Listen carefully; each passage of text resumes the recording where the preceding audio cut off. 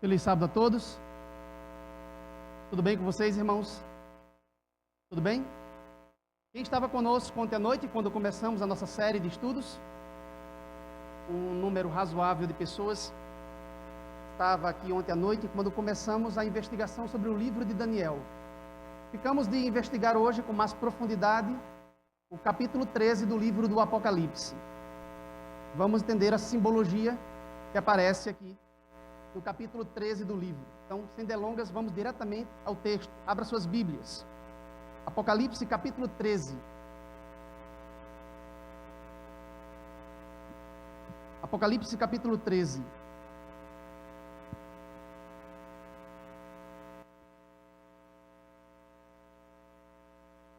Este capítulo tem sido considerado pelos especialistas, pelos eruditos bíblicos, como um dos mais complexos, um dos mais difíceis de todo o livro do Apocalipse.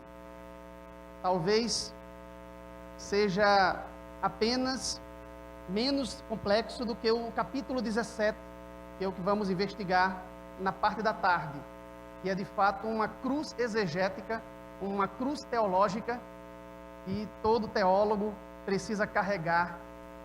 É o capítulo que trata da figura da besta que emerge do mar e a besta que se levanta da terra, a figura das duas bestas. Dois símbolos que têm sido interpretados ao longo da história, ao longo dos séculos, de diversas maneiras, de múltiplas formas. E nós, adventistas, temos uma interpretação peculiar deste capítulo. Especificamente desse símbolo, o primeiro que aparece aqui, que é o da besta que emerge do mar. O que esse símbolo representa? Nós, adventistas, temos uma interpretação própria com relação a este símbolo. Vamos tentar compreendê-lo nesta manhã.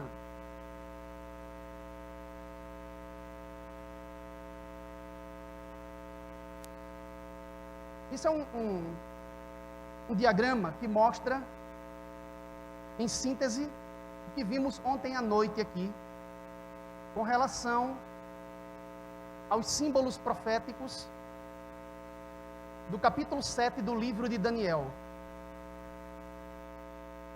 Vou retomá-lo aqui, porque é imprescindível para nós entender bem o capítulo 7 do livro de Daniel, porque ele é a matriz textual usada por João para a composição do capítulo 13 do Apocalipse.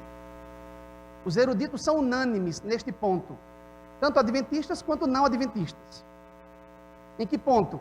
Só é possível compreender Apocalipse 13, a figura da besta apocalíptica, se tivermos uma compreensão de Daniel capítulo 7, que é o transfundo literário veterotestamentário do Antigo Testamento, em que João se baseia para compor o símbolo, a figura da besta apocalíptica.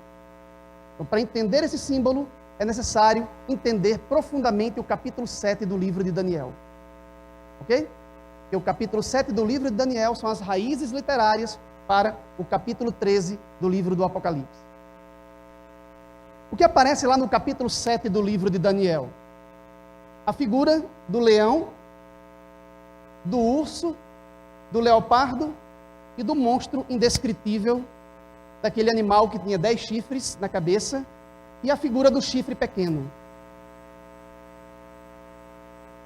Aqui ao lado nós temos as sequências, os esboços histórico-proféticos da perspectiva preterista, da perspectiva historicista e da perspectiva futurista, que são as três principais escolas de interpretação profética hoje. Existe também a escola idealista, da qual falei ontem, mas ali estão as três principais. Vimos ontem que os adventistas oficialmente se afiliam a uma dessas três escolas de interpretação. Qual delas? Nós somos oficialmente historicistas. Quando eu digo oficialmente, estou querendo dizer que este é um pensamento votado oficialmente por uma associação geral, pela Associação Geral. Diferente de um pensamento tradicional, que temos aqui é um pensamento oficial, que é algo bem mais forte, bem mais firme, certo? Nós investigamos as profecias apocalípticas, sejam de Daniel ou do livro do Apocalipse, com base nesta vertente, nessa escola de interpretação que é o historicismo, ok? Como é que nós, historicistas, interpretamos os símbolos daniélicos, as 4 bestas daniélicas? O leão para nós representa o quê? O império neobabilônico, o império caldeu dos dias do profeta, em que quem governava era Nabucodonosor. Falamos sobre isso ontem aqui. O urso representa o segundo império, nação de hegemonia universal, que sucederia o império neobabilônico. Que império seria este? O império duplo, o império composto, dual, da Média e da Pérsia. Ao contrário dos preteristas, que separam a Média da Pérsia como se fossem 2 reinos distintos, em épocas distintas dentro da sequência, nós interpretamos conforme as fontes documentais da antiguidade e conforme a evidência interna do próprio livro de Daniel, que o segundo reino é o império duplo da Medopérsia. Ok? O terceiro, o leopardo, representa o império greco-macedônico, a Grécia do período helenístico. Ok? E o animal indescritível, com 10 chifres na cabeça, dentes de ferro, unhas de bronze, representa Roma. Roma em todas as suas fases políticas. Sabemos que Roma primeiro foi uma monarquia, uma realeza, depois foi proclamada uma república e depois o império. Não se restringe à fase imperial. Não estamos aqui diante do Império Romano especificamente. Estamos aqui falando de Roma. Ok?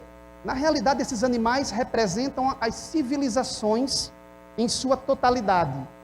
O leão representa a civilização sumério-acadiana e a cabeça do animal representa o seu centro de comando, que na época era o Império Neobabilônico controlado pelo rei Nabucodonosor, toda a casa dinástica de seus sucessores, a corte e a capital específica, que era o centro administrativo de poder, a cidade de Babilônia. Quando falamos do urso, estamos se referindo aqui à civilização iraniana. E a cabeça, como centro de comando, seria o Império Medo-Persa, controlado por Ciro e toda a dinastia dos Aquemênidas que lhe sucederam. Quando falamos do leopardo, estamos nos referindo aqui à cultura helênica e mais tarde helenística, quando se funde com as culturas dos povos conquistados, dos povos orientais principalmente. E a cabeça seria o Império Greco-Macedônico, controlado por Alexandre, Filipe II, rei da Macedônia, seu filho Alexandre Magno, alguns sucessores e depois os generais e as casas dinásticas por eles fundadas. E quando falamos do quarto animal, estamos nos referindo aqui à civilização latina. E a cabeça como sendo o centro de comando, Roma, em suas fases políticas. Ok? Note que na interpretação preterista, devido a esta divisão entre o segundo e o terceiro império, o quarto animal para eles representa unicamente a Grécia. Note que dentro da interpretação preterista, Roma não aparece em nenhum momento.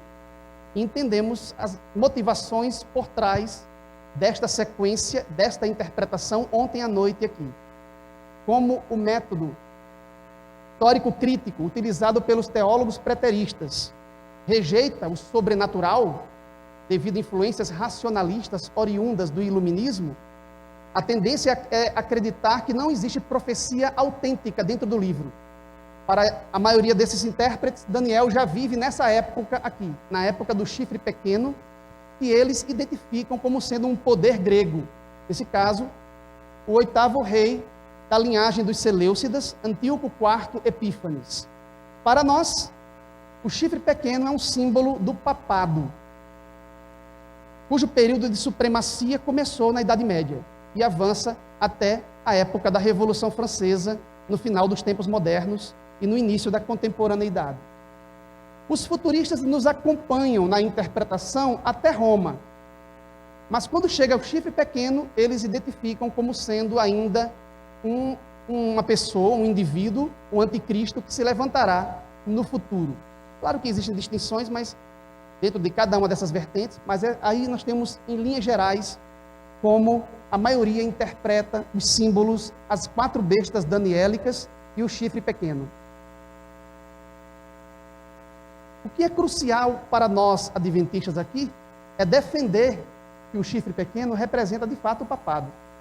Não Antíoco IV Epífanes, na Síria Seleucida, no 2º século antes de Cristo, nem um anticristo futuro, um anticristo final, como um indivíduo que se levantará para oprimir a nação de Israel, como pensam os dispensacionalistas, mas que representa o poder papal, representa o sistema papal, que começou sua supremacia na Idade Média. Para isso nós teríamos que perguntar, analisar com profundidade quem é o chifre pequeno em Daniel capítulo 7. Aqui, ó, quem é o chifre pequeno? Aqui. Qual dessas 3 opções é a opção que está mais em harmonia com o texto sagrado? Quando nós lemos o capítulo 7, a descrição que o profeta faz do chifre pequeno, deste símbolo, e a forma como o anjo intérprete decodifica esta simbologia, nós extraímos dali algumas características. Quais são? Primeiro, todos devem concordar que o chifre pequeno, a ponta pequena do capítulo 7 de Daniel, brota, se levanta na cabeça da 4ª besta, na cabeça do 4º animal. Aqui os irmãos já devem ter percebido a dificuldade. Voltando para aquele diagrama. Quem é o 4º animal? Para nós é quem? Mas para o preterista, devido àquela separação feita que atrasa, que retarda o processo histórico aqui. Como para o preterista, o 4º animal, a 4ª besta é a Grécia, e o chifre pequeno se levanta na cabeça do 4º animal, necessariamente para eles, dentro dessa lógica, o chifre pequeno seria um poder grego. Nesse caso, Antíoco IV Epífanes era um rei grego que controlava um dos fragmentos, uma das porções do que antes era o Império de Alexandre. Ok? Mas, como vimos ontem aqui, essa sequência está equivocada, a sequência defendida pelos preteristas. Ontem nós vimos fartamente que o 4º animal representa, sim, Roma. Portanto, pela primeira característica, o chifre pequeno tem que ser necessariamente um poder romano. Ele tem que ter raízes em Roma. Ok? Segundo, o chifre pequeno surgiu depois e entre os 10 chifres da cabeça do 4º animal, que é Roma. Vimos ontem que esses 10 chifres, na cabeça da 4ª fera, representa a fragmentação política de Roma. Portanto, o chifre pequeno se levanta entre esses 10 chifres, que são os 10 reinos bárbaros que fragmentaram a unidade de Roma após a queda do Império Romano Ocidental na Idade Média. Então, aqui nós temos 2 características importantes. O chifre pequeno, ele é um poder romano que se levantou na Idade Média entre os reinos bárbaros que fragmentaram a unidade do Império Romano Ocidental. Ok? Terceiro, o texto diz que ele é diferente de todos os outros chifres que se levantam na cabeça do animal romano. Em que sentido ele é diferente? Os 10 chifres que se levantam em Roma representam entidades político-militares. Mas o chifre pequeno não é apenas uma entidade político-militar, mas ele se envolve em questões religiosas. A leitura, até mesmo superficial, do comportamento desse chifre mostra que ele é um poder, acima de tudo, eclesiástico. que profere palavras contra o Deus Altíssimo, tem uma boca que fala com insolências e blasfêmias contra Deus e promove perseguições contra os santos do Altíssimo. Portanto, ele se envolve em questões religiosas. Ele é diferente dos outros porque ele é um poder político e eclesiástico. O texto também diz que, ao se levantar, ele abateu 3 dos reinos bárbaros pré-existentes. E aí os irmãos já podem ficar procurando aí, né, aí no fundo de suas mentes, qual a entidade ou a instituição político-eclesiástica romana, medieval, que cumpre as especificações desses símbolos proféticos, destas características proféticas.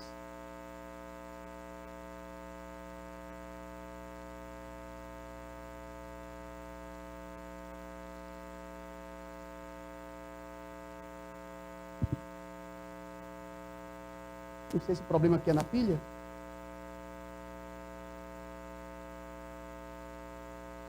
Será que é a pilha, irmão?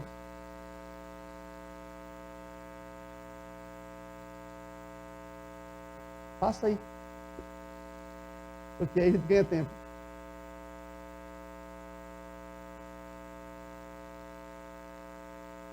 Eu devo apontar para onde?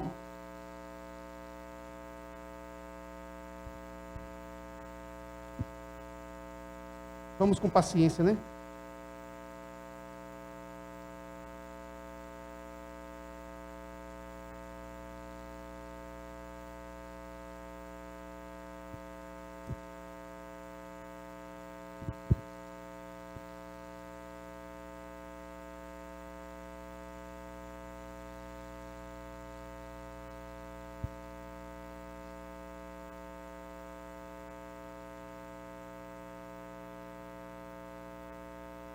Ok? Vamos ver se agora...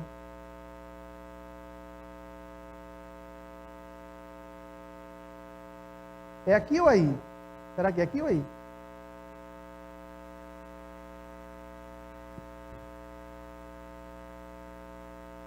Enquanto eles vão tentando resolver ali, vamos falando um pouco mais sobre isso. Então, quando você lê a descrição em Daniel capítulo 7, acerca deste símbolo específico, que é o chifre pequeno, a ponta pequena, você percebe que se refere a um poder de natureza romana, porque se levanta na cabeça do 4º animal, que representa Roma. Nós percebemos que ele se levanta em uma época específica, ou seja, ele se levanta depois e entre os reinos bárbaros que fragmentaram a unidade de Roma. Okay. Vimos que, ao se levantar, ele teve que remover 3 desses reis predecessores. E vimos que ele é de uma natureza diferente dos outros, porque ele é um poder político e também eclesiástico. Ok? O texto diz que ele tem grande força e perspicácia. Ele é representado como tendo olhos e uma boca que fala com insolência. Ele é representado como um poder blasfemo e perseguidor, que mudou os tempos e a lei de Deus. Governou por um tempo, 2 tempos e metade de um tempo, que nós interpretamos com base no princípio dia-ano de interpretação profética, cada dia equivalendo a um ano. Ou seja, ele governou durante 1260 anos. Logo em seguida, Daniel menciona uma cena de juízo de investigação para lhe tirar o domínio, e depois fala da destruição do chifre e de todo o animal romano com fogo no final dos tempos. Então, com base na leitura atenta dessas características, nós podemos defender consistentemente a nossa interpretação tradicional, oficial nesse ponto, de Daniel 7, que é exatamente esse esboço que vocês estão vendo aqui. Império Neobabilônico, Império Medo-Persa, Império Greco-Macedônico, Roma pagã e Roma papal, e no final, a chegada do reino eterno de Deus. Esse seria um esboço da história, um esboço histórico profético proveniente de Daniel capítulo 7. Ok? Dúvidas com relação a esse ponto? Isso foi o que nós vimos ontem aqui. Para nós agora entendermos o Apocalipse capítulo 13, nós precisamos ter em mente continuamente essas informações de Daniel capítulo 7. Porque o poder apresentado no capítulo 13 do Apocalipse está intimamente conectado aos poderes, principalmente o chifre pequeno de Daniel capítulo 7. Em termos de estrutura, o capítulo 13 do livro do Apocalipse é formado por 4 partes. Nós temos uma introdução, uma conclusão. No meio, nós temos a descrição da besta do mar, a besta que emerge do mar, que vai do verso 1 até o verso 10, e é com essa parte, essa porção do capítulo que vamos nos preocupar hoje pela manhã. A segunda parte é a descrição da besta que se levanta da terra, que vai do verso 11 até o verso 17. Não teríamos tempo de investigar essa parte aqui hoje. Vamos nos dedicar a esta parte aqui. Vamos começar pela introdução. Olhe para a sua Bíblia. Olhe aí para o capítulo 13 do Apocalipse. Como é que começa aí o capítulo 13 na sua Bíblia?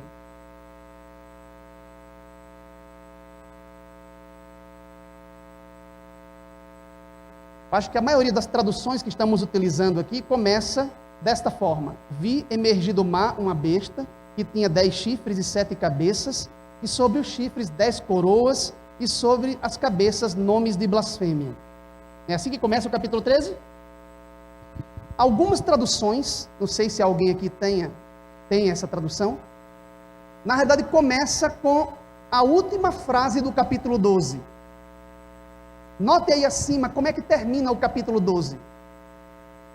Termina assim: e se pôs em pé sobre a areia do mar. E se pôs em pé sobre a areia do mar.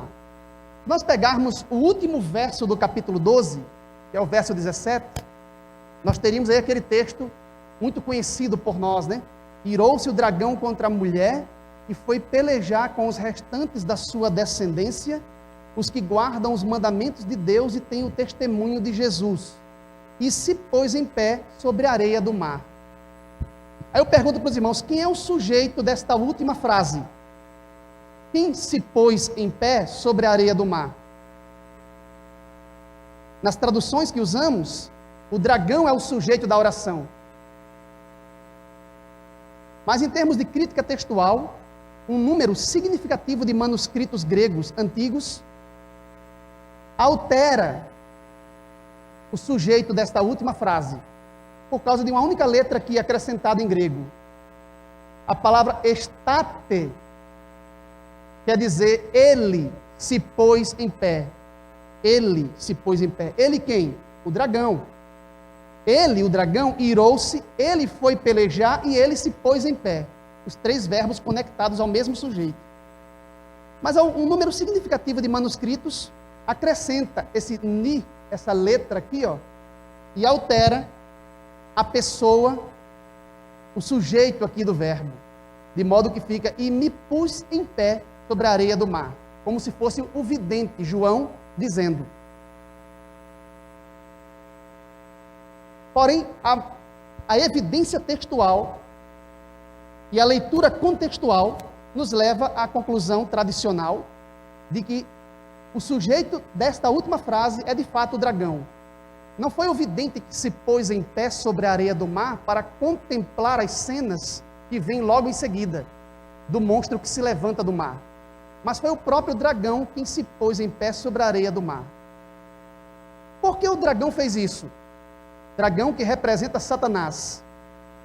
Se você ler o capítulo 12 com cuidado, você verá que o dragão está irado contra a mulher e sai para pelejar com o remanescente da mulher no tempo do fim. Mas se você ler atentamente, você verá que o dragão, no capítulo 12, tem fracassado em todas as suas tentativas.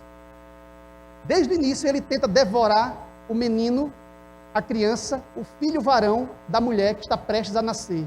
Ele consegue fazê-lo? Não. Quando ele não consegue devorar a criança, ele volta suas armas contra a mulher. Mas ele consegue fazê-lo?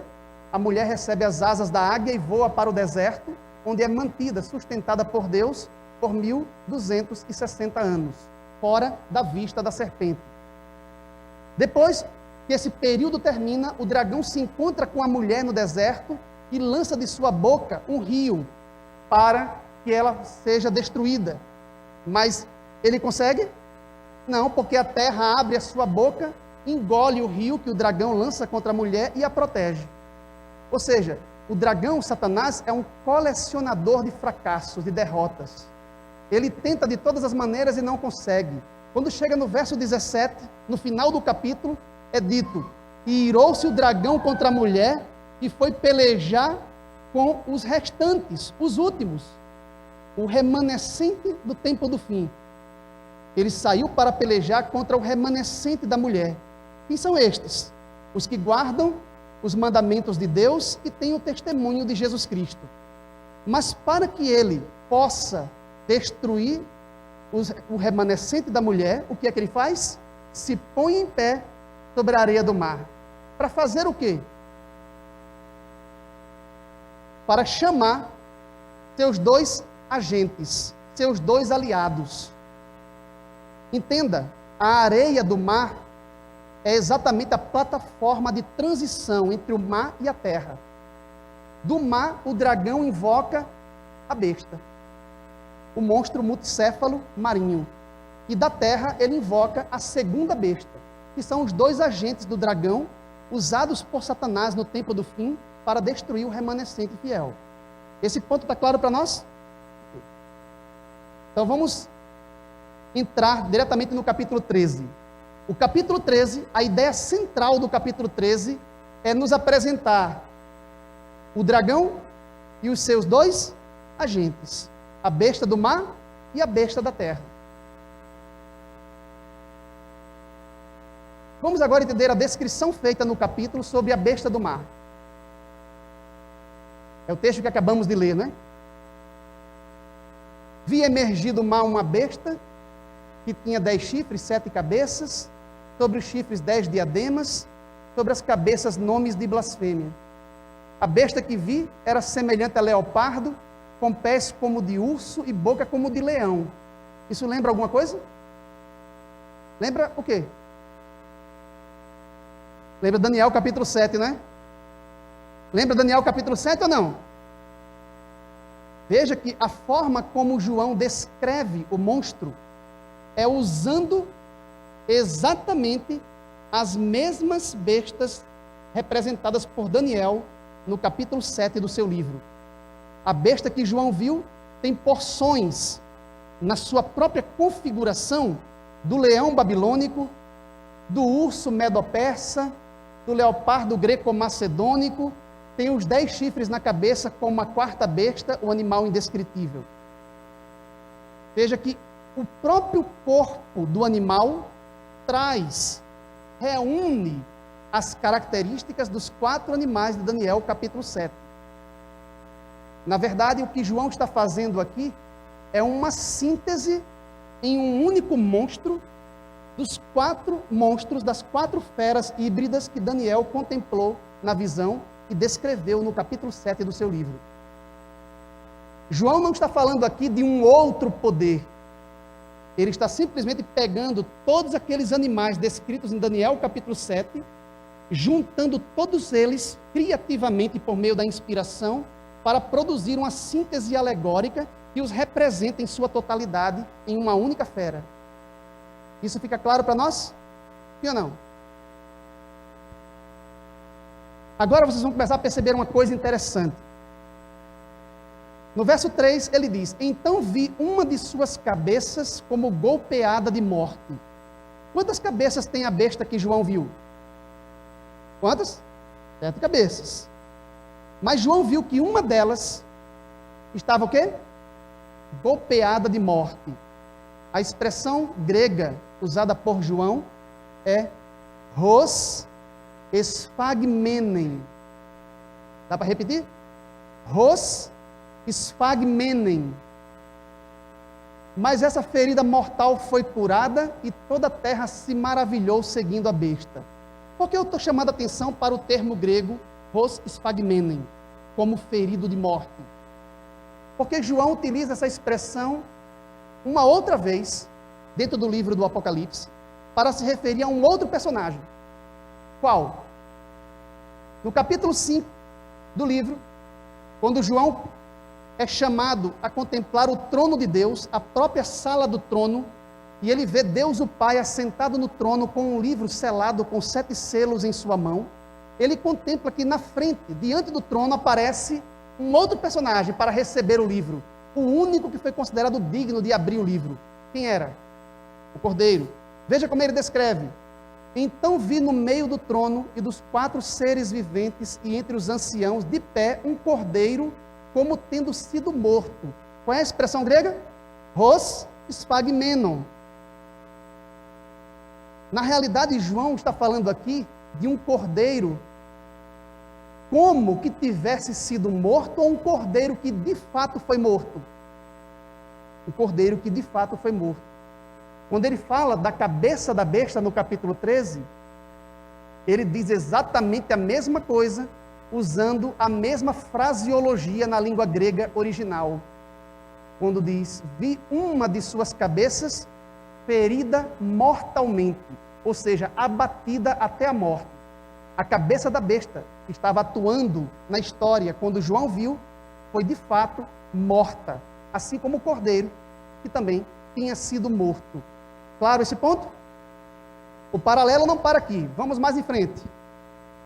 Apocalipse 13:14, quando fala da segunda besta, diz, seduz os que habitam sobre a terra, por causa dos sinais que lhe foi dado executar diante da besta, dizendo aos que habitam sobre a terra que façam uma imagem à besta. Preste bem atenção agora. Aquela que ferida a espada sobreviveu. Essa palavra sobreviveu é o termo grego utilizado por João, ézesen. Ézesen. Repito. Essa palavra também aparece para se referir a um outro personagem dentro do livro. Capítulo 2 de Apocalipse, João fala, ao anjo da igreja em Esmirna escreve, estas coisas diz o primeiro e o último, que esteve morto e ézesen, e reviveu. Quem é este? Isso é um ponto interessante, não é? Porque aquela cabeça da besta que atuava quando João viu, foi sphagmenon, ou seja, foi morta, e depois ézesen, reviveu. Assim como Cristo, o Cordeiro, foi sphagmenon, morto, e depois ézesen, reviveu. O que João está querendo nos comunicar com isto? Por que João está aplicando à besta termos gregos que se referem ao plano da redenção realizado por Cristo, o Cordeiro, sua morte e sua ressurreição? Por que João está falando da besta, de uma de suas cabeças que morre e ressuscita? Na realidade, os irmãos têm que entender isso. A besta do mar é uma paródia de Cristo. É uma imitação burlesca do plano da redenção. A besta do mar procura fazer uma imitação de Jesus Cristo. Veja os 2 animais. Um é um cordeiro e o outro é uma besta. O cordeiro foi morto e reviveu. A besta, mediante uma de suas cabeças, recebeu a ferida mortal e reviveu. Portanto, a besta pretende na história ser uma contrafação, uma imitação do Senhor Jesus Cristo. Por isso que os intérpretes, os estudiosos, entendem a besta como sendo a figura do anticristo. Aquele que se opõe a Cristo. Aquele que procura realizar uma imitação, uma paródia do próprio Senhor Jesus Cristo. Continuando, João diz, foi-lhe dada uma boca que proferia arrogâncias e blasfêmias. Isso lembra o quê? Em Daniel 7. O chifre pequeno, né? E a autoridade para agir durante 42 meses. Cada mês profético, chamado mês esquemático, tem 30 dias exatos. Multiplique 30 por 42 e você vai encontrar 1.260 dias. O mesmo período que o chifre pequeno atua. Um tempo, 2 tempos e metade de um tempo. Lembra dessa passagem de Daniel 7? E abriu a boca em blasfêmias contra Deus, para lhe difamar o nome, difamar o tabernáculo e os que habitam no céu. Foi-lhe dado também que pelejasse contra os santos e os vencesse. Deu-se-lhe ainda autoridade sobre cada tribo, povo, língua e nação. E adorá-la-ão todos os que habitam sobre a terra, aqueles cujos nomes não foram escritos no livro da vida do Cordeiro, que foi Sfagmenon, foi morto desde a fundação do mundo. No mesmo capítulo, a mesma palavra grega aparece aqui. Perceberam ou não a atuação da besta como sendo uma paródia, uma imitação burlesca, uma contrafação do próprio Senhor Jesus Cristo? Notaram isso? Qual é o tempo dado para o ministério da besta? Note que o ministério da besta se centraliza na boca do animal. Ela abre a sua boca. É o ministério de discurso, de pregação. Ela abre a sua boca para blasfemar contra Deus, contra o tabernáculo celeste e os que habitam no céu. Por quanto tempo a besta atua contra os santos? 42 meses, né? Ou seja, 1.260 dias, que é o mesmo que 3 anos e meio, sim ou não? Quanto tempo foi o ministério de Jesus Cristo? A besta atua 3 anos e meio, ao término dos quais recebe um golpe de morte, mas depois revive. Jesus Cristo atuou na terra por 3 anos e meio, foi ferido de morte e depois reviveu. Estão notando esse paralelo, sim ou não? É importante que a gente perceba isso, porque isso vai nos ajudar a compreender mais na frente. Com base nesses textos que vimos agora, nós podemos fazer um paralelo com Daniel. Apocalipse 13, no verso 5, diz: foi-lhe dado uma boca que proferia grandes coisas, arrogâncias, como está na nossa tradução, e blasfêmias.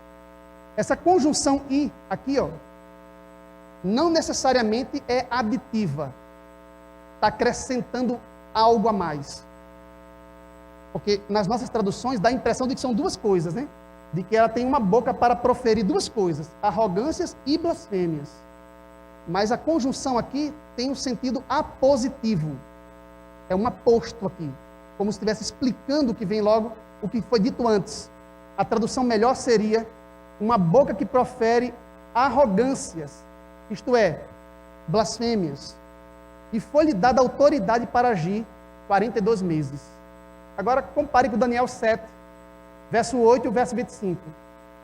Eis que subiu outro chifre pequeno, nele havia olhos e uma boca que falava com insolência. E no verso 25, os santos lhe serão entregues nas mãos por 3 tempos e meio, que é a mesma coisa que os 42 meses aqui. Notaram um paralelo? Voltando a Apocalipse 13, no verso 6, abriu a boca em blasfêmias contra Deus para difamar o nome e o tabernáculo e os que habitam no céu. Compare agora com Daniel. Proferirá palavras contra o Altíssimo, magoará os santos do Altíssimo e cuidará em mudar os tempos e a lei. Notaram o paralelo? E no verso 7, foi-lhe dado também que pelejasse contra os santos e os vencesse.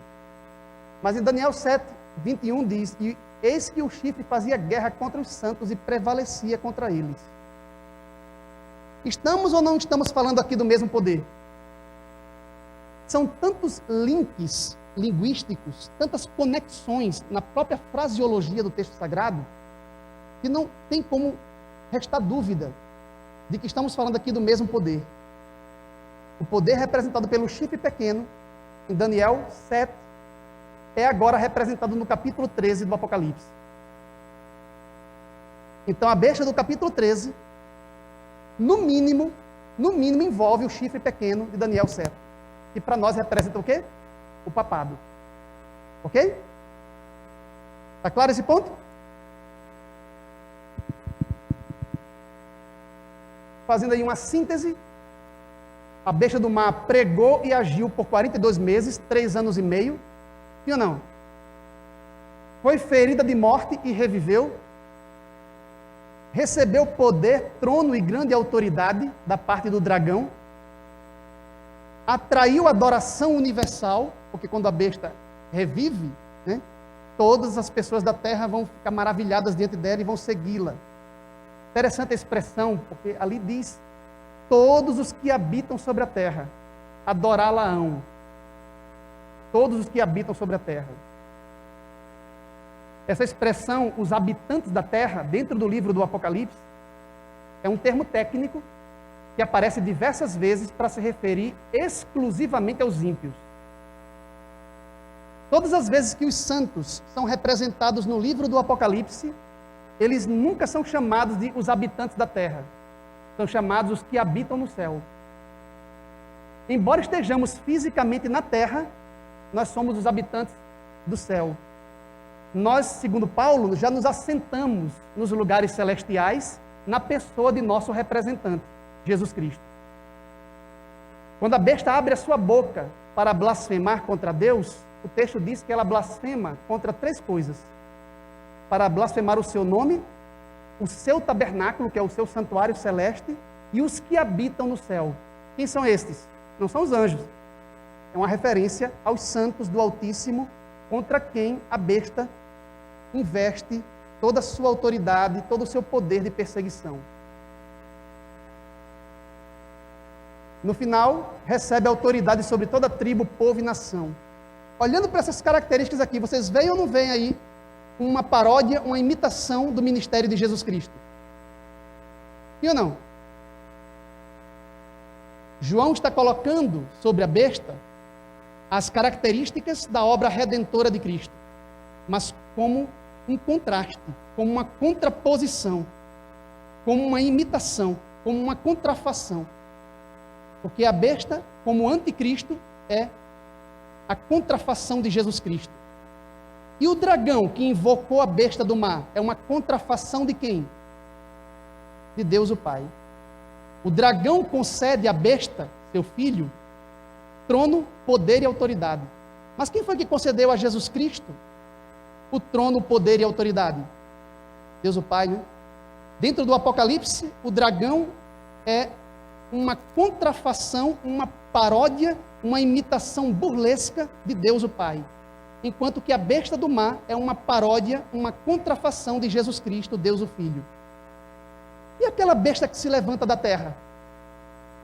Que é chamada no livro do Apocalipse de o falso profeta, para fazer contraposição ao espírito profético, ao espírito de profecia, o Espírito Santo dentro do livro do Apocalipse. Aquela besta que se levanta da terra, que faz descer fogo do céu à vista dos homens. Quem foi que fez descer fogo do céu à vista dos homens em Pentecostes? O Espírito Santo, né? O que faz a besta que se levanta da terra? Ela faz com que ela seduz, ela engana, ela convence o mundo a adorar a quem? A primeira besta que se levantou do mar. E o que o Espírito Santo faz? Convence os homens a adorar a Cristo. Cristo disse: quando ele vier, ele me glorificará, porque há de receber do que é meu, o Consolador que Cristo enviou. Em outras palavras, nós temos dentro do Apocalipse um conflito instaurado entre 2 trindades. A trindade celeste, os 3 membros da divindade, a trindade composta por Deus o Pai, seu Filho Jesus Cristo e o Espírito Santo. E do outro lado, nós temos uma paródia da trindade. Do outro lado, nós temos uma trindade contrafeita. Do outro lado, nós temos uma falsa trindade, formada pelo dragão, a besta do mar e o falso profeta, que é a besta que se levanta da terra. Dentro do Apocalipse, nós temos uma luta, um conflito entre 2 trindades. E todos os adoradores são convocados a escolherem a trindade que devem adorar.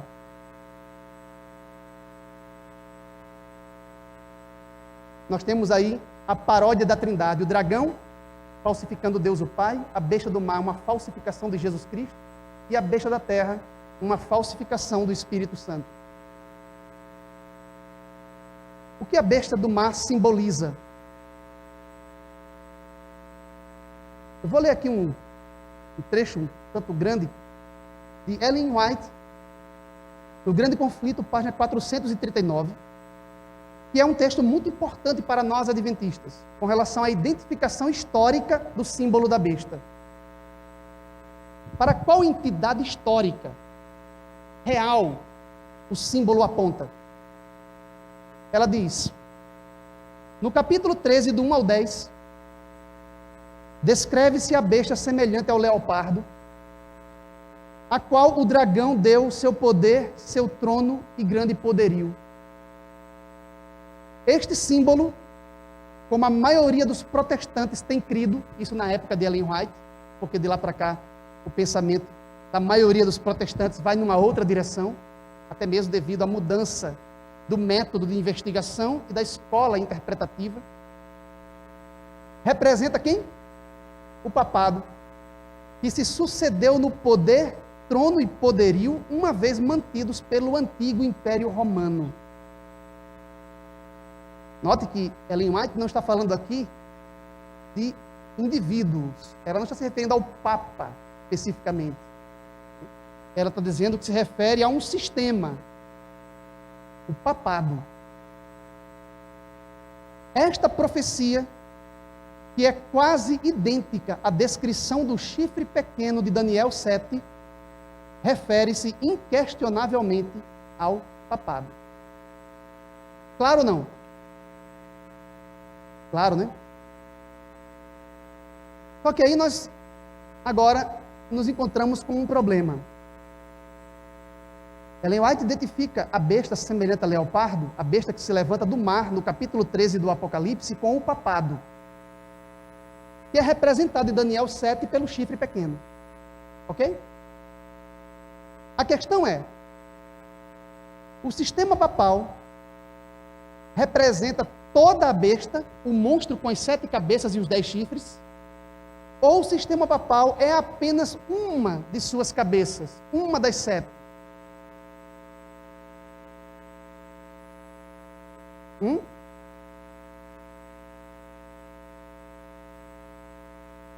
Aqui nós estamos diante de um problema, porque Ellen White diz que a besta do capítulo 13 representa o papado.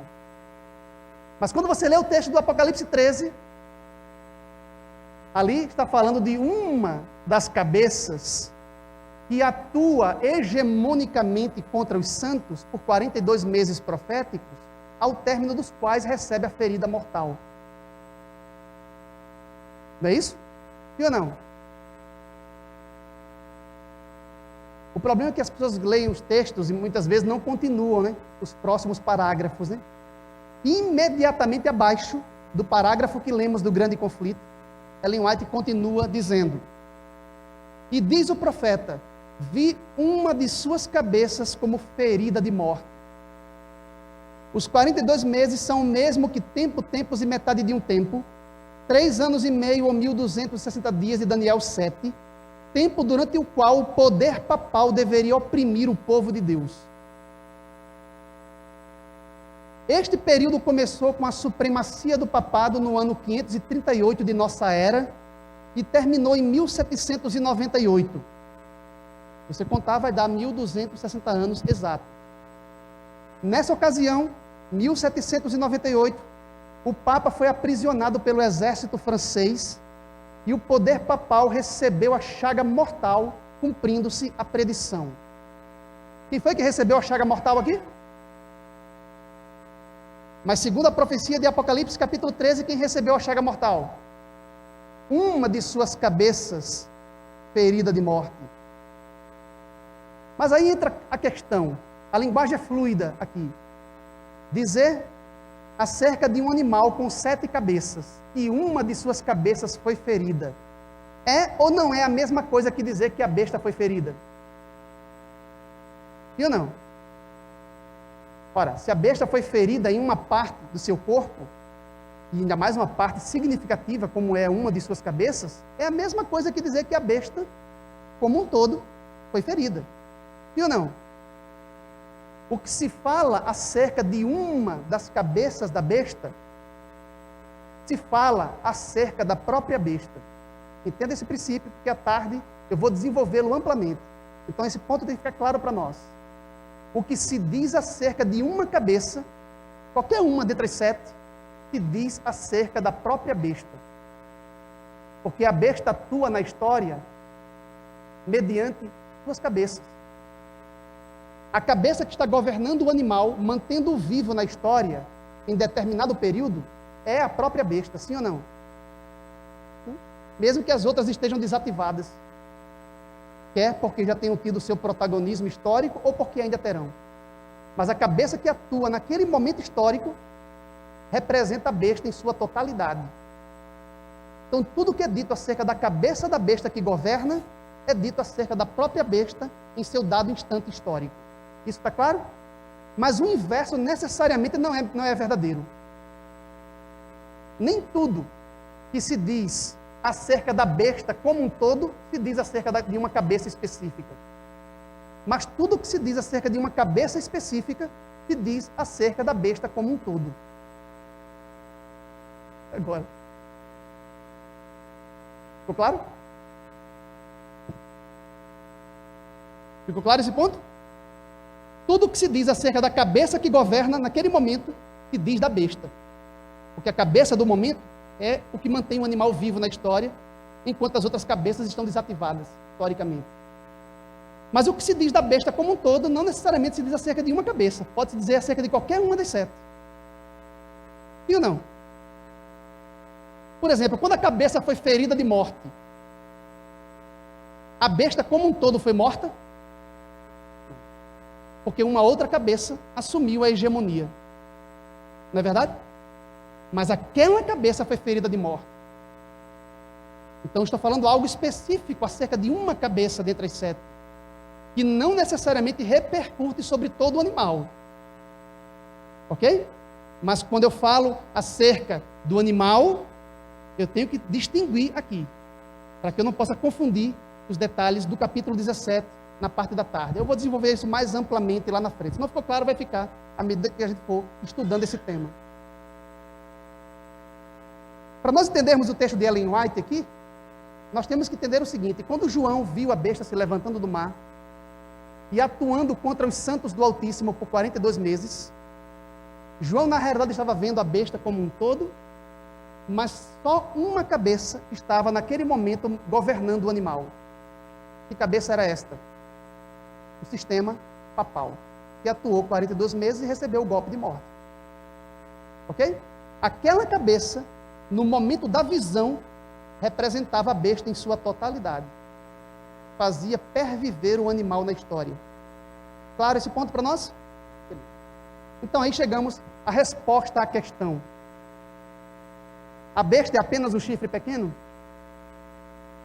Não, o chifre pequeno representa, na realidade, uma de suas cabeças. Qual? Aquela que agiu 42 meses e recebeu o golpe mortal. E que João chamou de a besta, porque ele foi transportado em espírito para ver o tempo em que aquela cabeça papal atuava na história. Como era ela que tinha o protagonismo histórico, era a cabeça da vez, era a cabeça do momento, era a cabeça hegemônica, era ela quem mantinha a besta viva na história. Ok? Agora, que cabeça era esta dentre as 7? A primeira, segunda, terceira, quarta, quinta, sexta ou sétima? Isso vocês só vão descobrir hoje à tarde, com uma conclusão de um longo estudo, de longas horas. As horas vão durar 60 minutos, mas assim, de muito tempo, né? De muitas horas.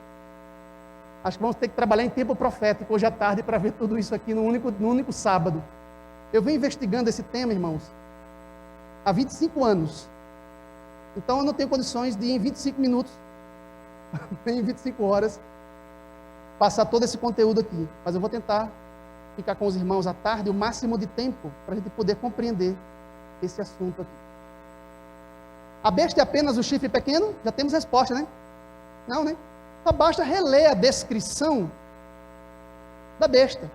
Ora, se a besta tem 10 chifres, envolve ou não envolve a quarta besta daniélica? Se a besta é semelhante a leopardo, envolve ou não envolve o leopardo greco-macedônico do capítulo 7 de Daniel? Envolve, né? Se a besta tem os pés como de urso, envolve ou não envolve o Império Medo-Persa? Envolve, né? Se ela tem boca de leão, envolve também o Império Neobabilônico, né? Sim ou não? E além disso, se continuarmos a descrição, veremos que ela envolve também a carreira política eclesiástica do chifre pequeno. A besta que João viu é uma síntese de todos os poderes daniélicos, representados no capítulo 7 do livro. A besta que João viu tem porções do leão babilônico, do urso medo-persa, do leopardo greco-macedônico, do monstro indescritível romano e do chifre pequeno. Pelo menos 5 poderes provenientes de Daniel 7 fazem parte do corpo da besta que João viu. Sim ou não? Está claro esse ponto? Embora João tenha presenciado em visão a carreira do chifre pequeno como sendo uma das cabeças da besta, a besta não se restringe ao chifre pequeno. Envolve o chifre pequeno. Como disse Ellen White, a besta representa o papado, mas não se restringe ao papado. Envolve todos os outros poderes, os outros impérios pagãos mencionados em Daniel 7.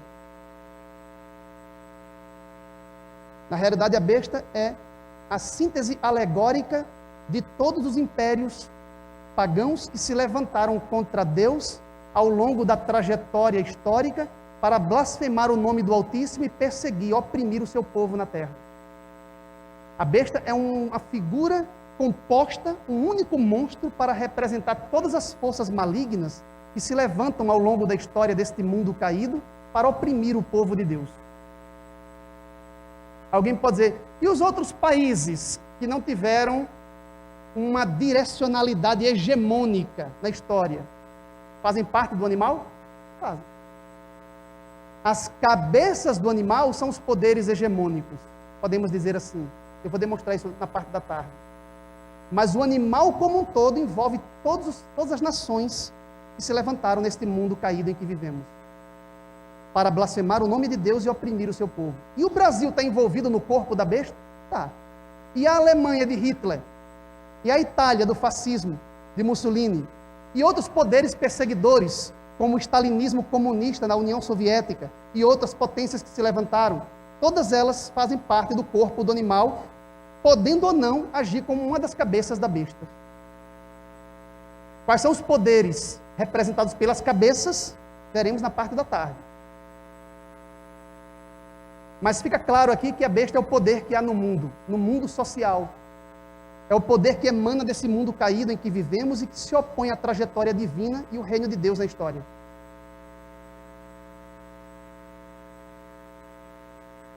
A conclusão provisória a que chegamos é que a besta apocalíptica é muito mais que o chifre pequeno, o papado. A besta apocalíptica é a síntese alegórica de todas as bestas de Daniel 7 e o chifre pequeno. O teólogo evangélico George Led atingiu uma compreensão semelhante à nossa, quando disse, no seu comentário ao Apocalipse de João: na besta encontraremos concentradas as características que têm sido manifestadas em impérios mundanos sucessivos.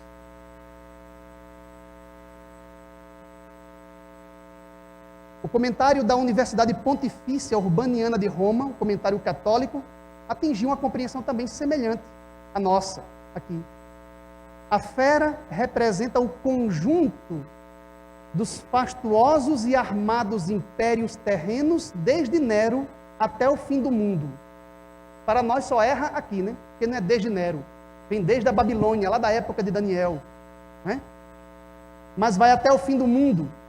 O domínio orgulhoso e prepotente dos príncipes deste mundo, que possui inata propensão ao pecado, está a serviço de Satã para oprimir os seguidores de Cristo. A fera é a síntese alegórica de todo o principado, domínio, poder do mundo submetido a Satanás, que Cristo deve afrontar e confundir. Agora, depois dessa breve introdução, vamos começar o nosso estudo nessa manhã. Porque agora chegou o ponto mais complexo, e agora eu quero saber com a igreja se nós paramos aqui, deixamos isso para tarde, ou se eu entro aqui nesse assunto, porque se eu entrar agora aqui, eu só vou parar depois de 1 hora. Pelo menos. Que horas são agora? Os irmãos entendam que hoje é um tanto quanto atípico. Como nós dedicamos esse fim de semana só para o estudo das profecias, então não será o tempo normal de culto, né? Vocês viram que as coisas foram feitas já, houve alguma alteração já na liturgia para poder ter tempo para o estudo, né? Então eu quero também ir no ritmo da igreja. Certo? Quem fica comigo a partir de agora, que horas são? Quem fica comigo mais 1 hora, até 12:40? É um número representativo. Dá para sacrificar os outros, né?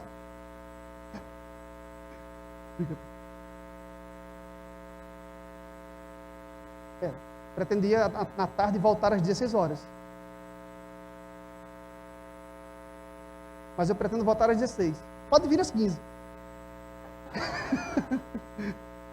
É porque se nós avançarmos muito hoje, agora de manhã, talvez os irmãos não tenham tempo útil para ir em casa e fazer o que precisam fazer e voltar às 3 horas.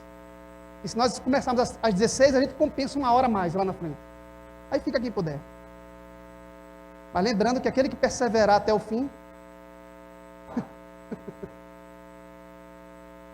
certo. Às 16 horas a gente volta. Mas aí, eu fico agora mais 1 hora com vocês? Também eu compreendo que os irmãos que tiverem seus compromissos, também, que quiserem sair, também, fiquem à vontade, ok? Vamos avançar. Eu não fico com raiva não, certo, irmãos? Vou ficar com raiva não. Vamos lá. Olha a pergunta. Quando ocorre a ferida mortal? Antes ou depois dos 42 meses? Leia aí só você em silêncio na sua Bíblia. Leia o texto aí, veja, Apocalipse 13, veja aí. Quais os 10 primeiros versos? Se você já consegue, só pela leitura rápida e superficial, responder essa pergunta. Vê aí.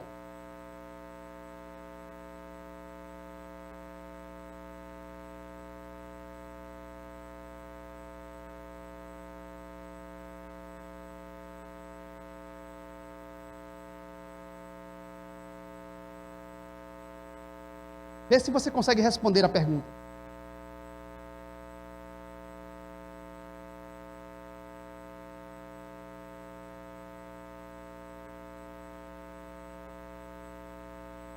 Vou dar uma ajuda. Será mesmo uma ajuda?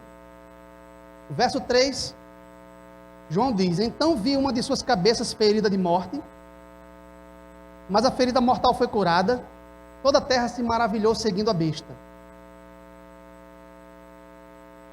E adoraram o dragão, porque deu sua autoridade à besta. Verso 5, foi-lhe dada uma boca que proferia arrogâncias e blasfêmias, e a autoridade para agir 42 meses. O que é que ocorre primeiro? A besta primeiro é ferida e ressuscita, para depois agir 42 meses? Não? Vocês estão dizendo isso com base em quê? Na concepção que você tem, como adventista? Ou com base na leitura do texto? Na leitura do texto diz que a ferida de morte foi depois dos 42 meses ou antes? Hã?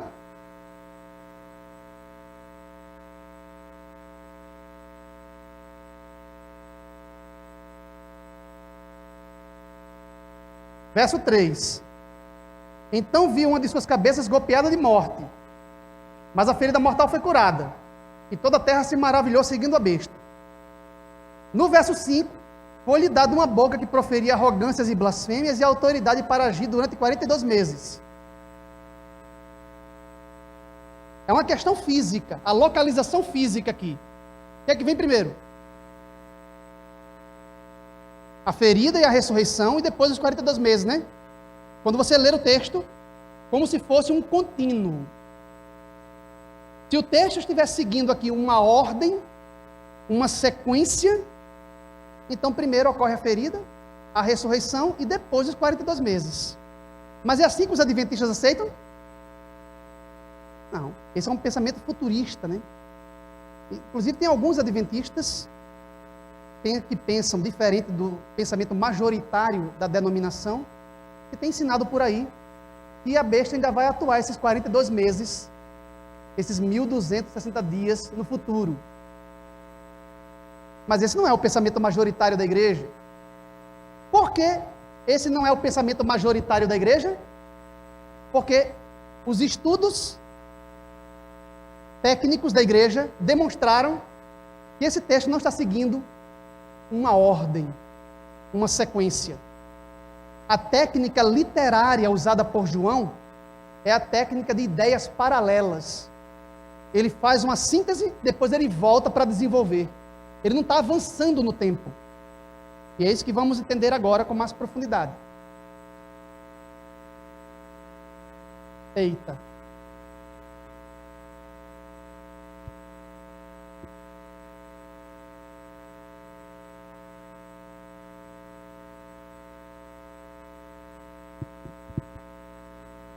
Travou de novo.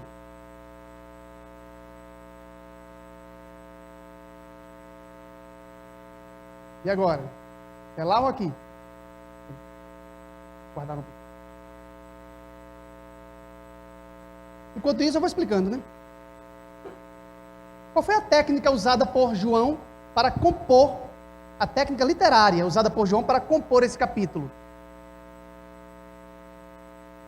Na realidade, os estudos literários da igreja, em nível acadêmico, têm demonstrado, com base na língua original, que é a língua grega, e as técnicas de composição da antiguidade, e do verso 1 até o final do verso 4, João está fazendo uma descrição da visão da besta.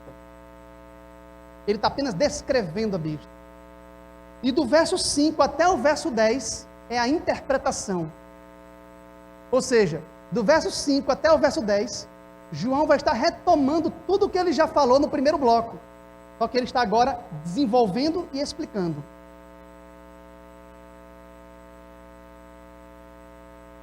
Quantos irmãos consertam ali? Eu vou ler aqui então, verso 1 até o verso 4. Vamos ver? Vi subir do mar uma besta, que tinha 10 chifres, 7 cabeças, sobre os chifres 10 diademas, sobre as cabeças nomes de blasfêmia. A besta que vi era semelhante a leopardo, com pés como de urso, boca de leão. Até aqui não é apenas descrição física? Qual foi o último elemento da descrição? A boca de leão, né? Vocês sabem por que João se concentrou aqui na boca do animal? Veja que ele escapa à sequência natural. À medida que o animal vai emergindo das águas, ele vai descrevendo as partes do corpo. Qual foi a primeira coisa que ele viu? Olha para o texto. Qual foi a primeira coisa que ele viu saindo das águas? Os chifres. Ok. Depois, as cabeças, né? Aí depois, o corpo de leopardo do animal. Aí ele vai até os pés de urso. Mas depois que ele chega no pé, ele volta para onde? Para a boca. Ele vai falar da boca da fera diversas vezes nesse capítulo. A boca como de leão. A boca como do leão babilônico. Esse ponto é importante. Porque agora vem uma frase muito sintética, em que ele diz: e deu-lhe o dragão o seu poder, seu trono e grande autoridade. E ele não desenvolve nada mais aqui. Só diz que o dragão deu à besta seu poder, seu trono e autoridade. Diz por quanto tempo a besta atua aqui? Com a autoridade concedida pelo dragão? Não diz. Só diz que no verso 3, uma das cabeças foi golpeada de morte. Uma das cabeças foi golpeada de morte. E depois a ferida mortal foi curada. E toda a terra se maravilhou seguindo a besta. E adoraram o dragão porque deu autoridade à besta. E adoraram a besta dizendo: quem é semelhante a ela? Resumindo essa sessão do verso 1 até o verso 4, na ordem, quais são os eventos? A besta surge do mar. A atenção se volta para a boca da besta. O dragão concede à besta poder, trono e autoridade. Então viu uma de suas cabeças ferida de morte. A ferida mortal foi curada e toda a terra seguiu a besta. Toda a terra adora a besta. Isso é o que está do verso 1 até o verso 4. A segunda parte é a explicação. Foi-lhe dado uma boca para proferir blasfêmias. Se refere a essa parte aqui, ó. Foi-lhe dada autoridade para agir 42 meses. É quando o dragão lhe concede trono, poder e autoridade.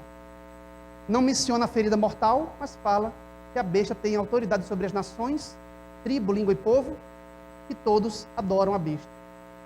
Na realidade, o verso 5 a 10 não está aqui abaixo, seguindo naturalmente, como um contínuo.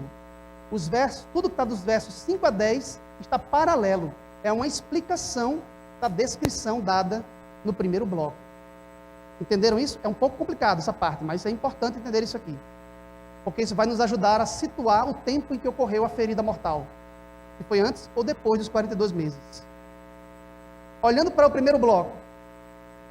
Primeiro a besta atua com a autoridade do dragão para depois receber o golpe de morte, sim ou não? E aqui na explicação? Primeiro ela abre sua boca em blasfêmias contra Deus para agir 42 meses. Depois disso, o que ela recebe? O golpe de morte, porque vem aí a autoridade e a adoração universal que é mencionada depois da cura no primeiro bloco.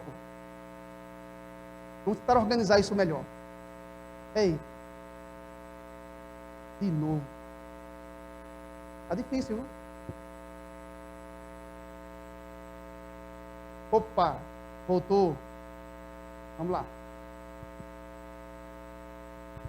Recapitulando a descrição. A besta da semente é leopardo, com pés como de urso e boca de leão. A ênfase recai sobre a boca do animal. Deu-lhe o dragão seu poder, trono e o quê? Autoridade, para agir durante um tempo. No final recebe o quê? Ferida de morte. Mas a ferida mortal é o quê? Curada. E a terra se maravilha seguindo a besta. Está claro do verso 1 ao verso 4? Agora vem a explicação a partir do verso 5.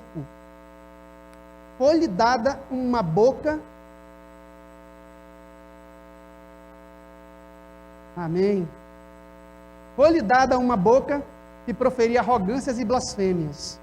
Você acha que isso aqui aconteceu depois da cura, da ferida, da cura e da adoração universal? Ou ele está explicando o que já foi dito antes com relação à boca do animal?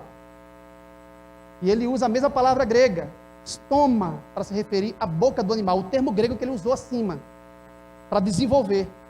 Lá acima ele disse que a besta tinha uma boca como de dragão, como de leão. Agora ele vai desenvolver isso. Como? Ele diz que a boca, estômago da besta, serve para quê? Para proferir blasfêmias contra Deus. E foi-lhe dado também exercer o quê? Autoridade. Acima, o que acontece depois que ele fala da boca do animal? Deu-lhe o dragão, seu poder, seu trono e grande autoridade. Aí agora ele vai explicar o que foi a autoridade concedida pelo dragão. E ele diz que a autoridade foi para agir durante o quê? 42 meses. E só depois é que vem a ferida em uma de suas cabeças. Portanto, a besta primeiro abre sua boca em blasfêmias contra Deus, recebe a autoridade do dragão para agir por 42 meses contra os santos, e no final recebe a ferida mortal, para só depois reviver. Entenderam a lógica da coisa? Se eu tivesse mais tempo, eu iria explicar cada uma das palavras gregas aqui, mas ao longo da semana, se tivermos um tempo, eu vou desenvolver isso aqui melhor. E abriu a boca em blasfêmias contra Deus para lhe difamar o nome e o tabernáculo e os que habitam no céu. Veja que coisa interessante, agora estamos em que verso?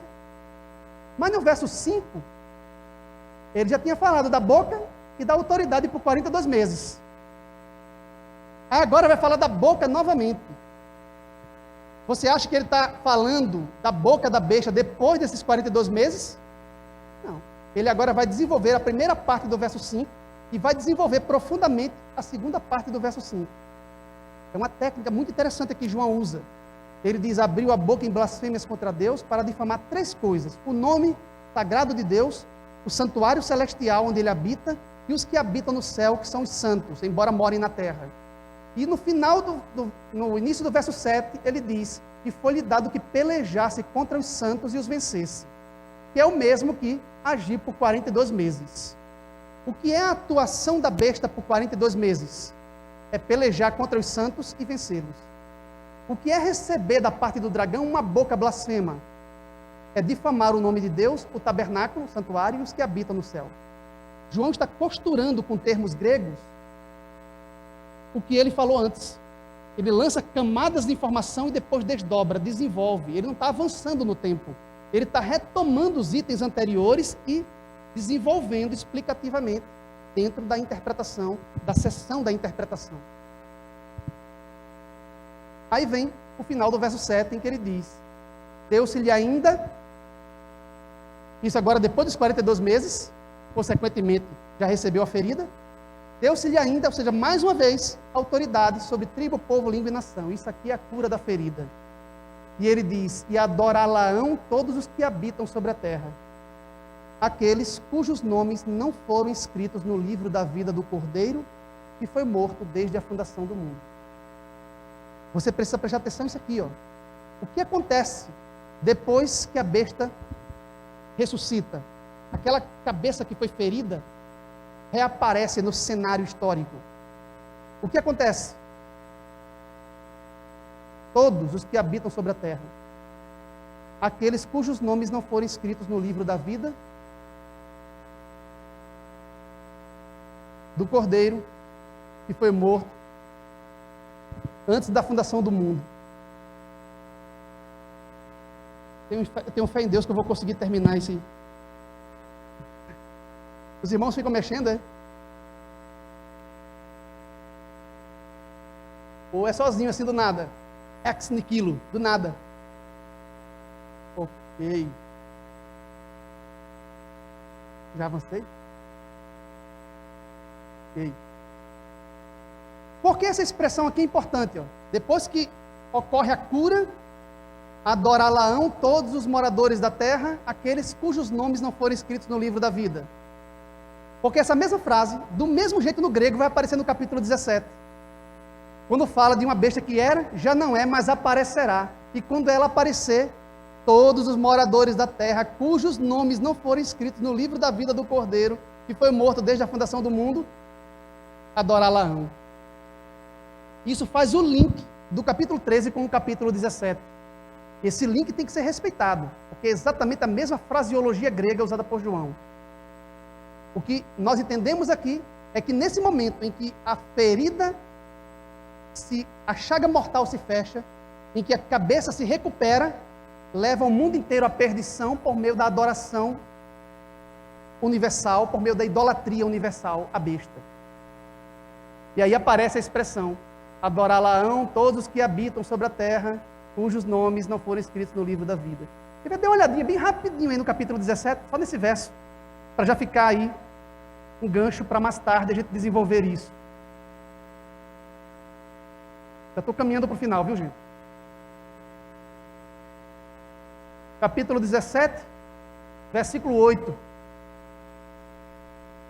A besta que viste era, não é, está para emergir do abismo e caminha para a destruição. E aqueles que habitam sobre a terra, cujos nomes não foram escritos no livro da vida desde a fundação do mundo, se admirarão, vendo a besta que era, não é, mas aparecerá.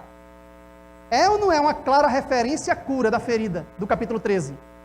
Uma linguagem diferente, né?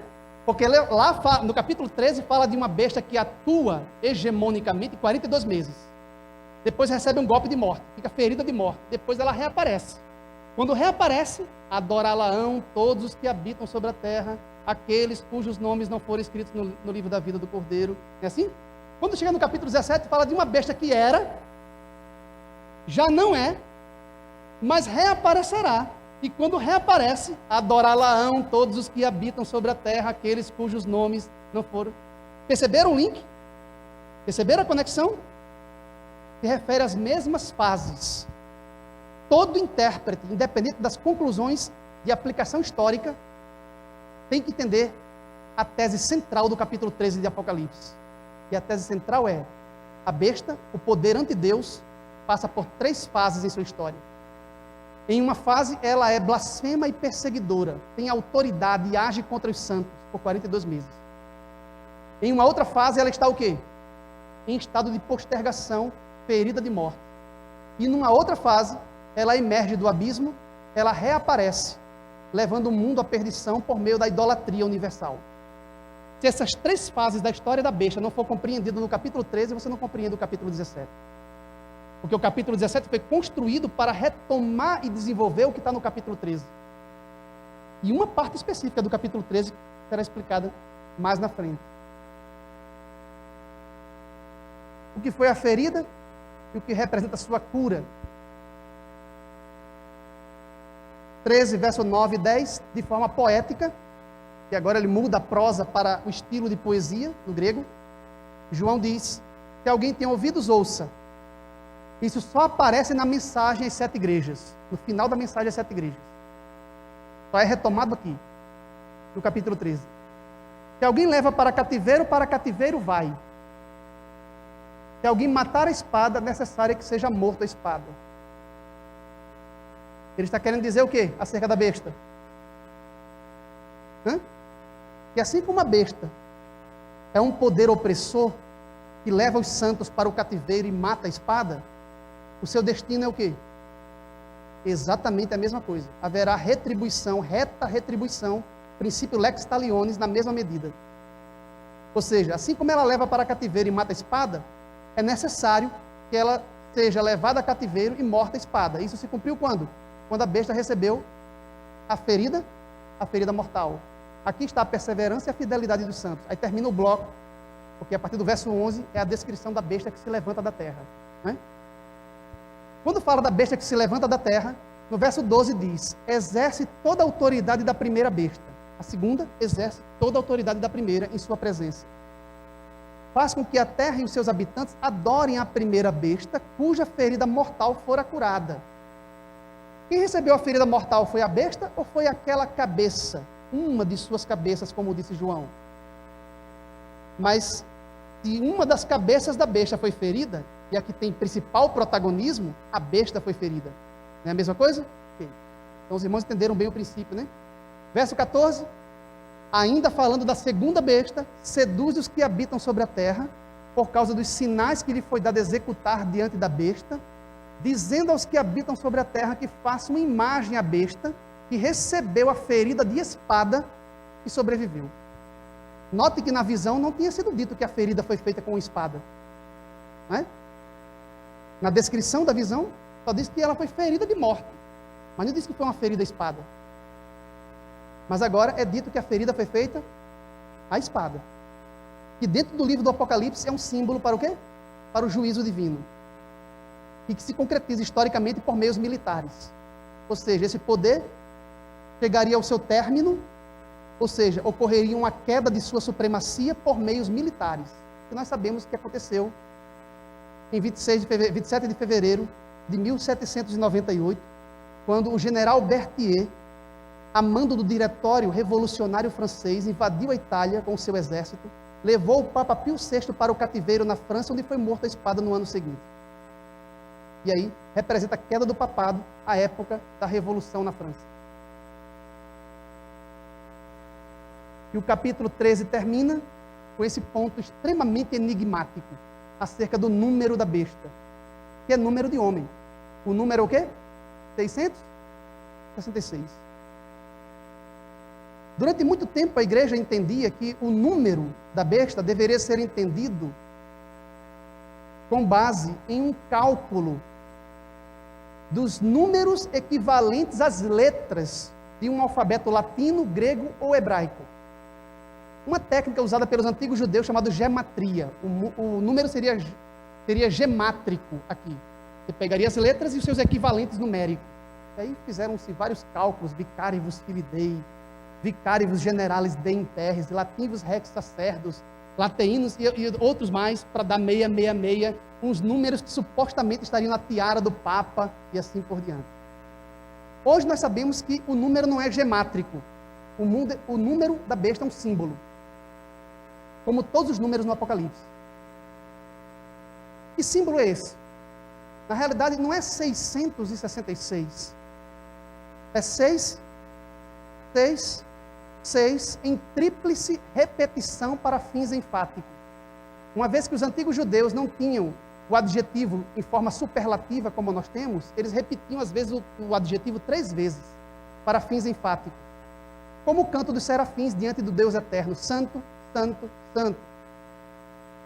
Quando fala do chifre pequeno no capítulo 8, que diz que ele se engrandeceu, depois diz que ele se engrandeceu soberanamente, depois diz que ele se engrandeceu excessivamente, repetindo 3 vezes para fins enfáticos. O que João está dizendo aqui é isso. Só isso, não precisa calcular o número de ninguém. Ele está apenas dizendo que o número da besta é 6. 6. 6, 6, 6, 6, indefinidamente, nunca chegará ao 7 da perfeição, porque é um poder imperfeito e humano. O homem foi criado no 6º dia da criação, e sem o 7º dia não há conclusão, não há plenitude.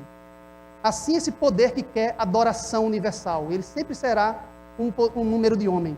Ele sempre será 6, 6, 6, indefinidamente, nunca chegará ao 7 da suprema perfeição, que é o número divino e de seu povo no livro do Apocalipse. João está apenas denunciando esse poder, mostrando que ele é um poder humano, é um número de homem.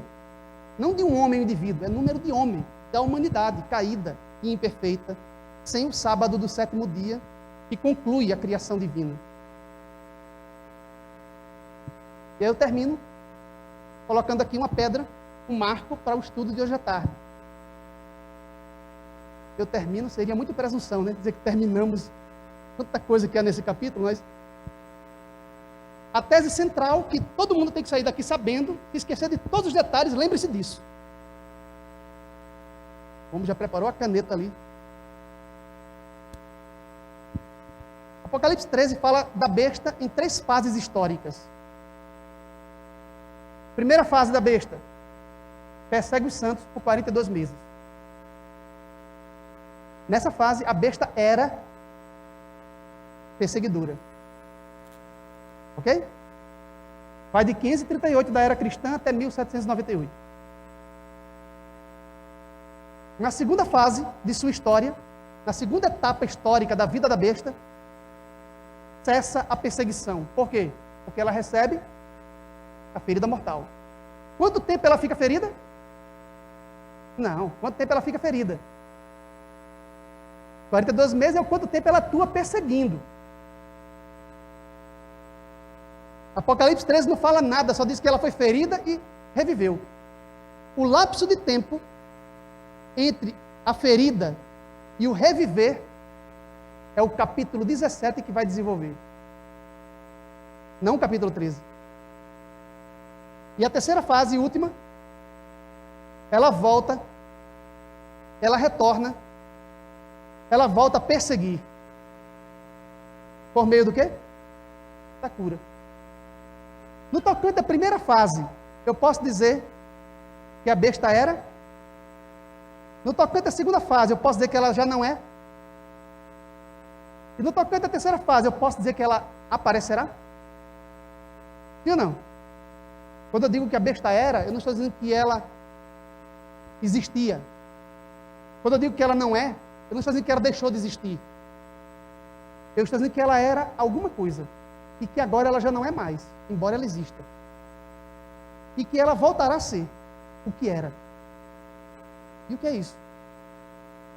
Ela era absolutista, autoritária, blasfema e perseguidora. Já não é, porque está ferida de morte. Mas reaparecerá, ou seja, voltará a perseguir os santos do Altíssimo no tempo do fim, por meio da cura daquela cabeça que foi golpeada de morte. E este é o assunto de Apocalipse 17, que será trabalhado hoje à tarde, a exaustão, espero, com os irmãos aqui. Obrigado.